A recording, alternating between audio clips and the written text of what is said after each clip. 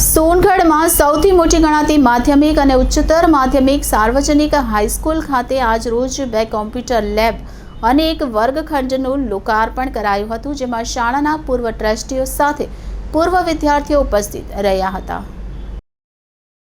સારી અને આધુનિક શાળા વિદ્યાર્થીઓના ભવિષ્યને ભણવામાં મહત્વપૂર્ણ ભૂમિકા ભજવતી હોય છે, ત્યારે સોનગઢ તાલુકામાં સૌથી મોટી ગણાતી માધ્યમિક અને ઉચ્ચતર માધ્યમિક સ્કૂલ એટલે સાર્વજનિક હાઈસ્કૂલ સોનગઢ બીજા વિદ્યાર્થીઓના સર્વાંગી વિકાસ માટે આજરોજ કોમ્પ્યુટર લેબની સાથે એક વર્ગખંડનું લોકાર્પણ કરવામાં આવ્યું હતું। આ પ્રસંગે શાળાના પ્રમુખ જિગ્નેશભાઈ ધોનવાડા, મંત્રી ચિંતનભાઈ દેસાઈ, સહમંત્રી હેતલભાઈ મહેતા, ટ્રસ્ટી નિખિલભાઈ શેઠ સાથે અનેક મહાનુભાવોની હાજરીમાં કાર્યક્રમ યોજાયો હતો। પૂર્વ શિક્ષક પ્રીતિબેન ભાવસારે દાતા તરીકે પોતાની લાગણીઓ વ્યક્ત કરી શાળાના વિકાસ બદલ ટ્રસ્ટીઓને અભિનંદન આપ્યા હતા।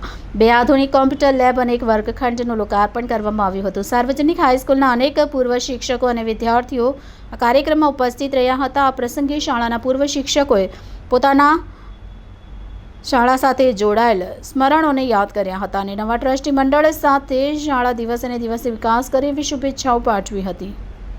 Reporter Vindeshwari Shah, city golden news, Tapi.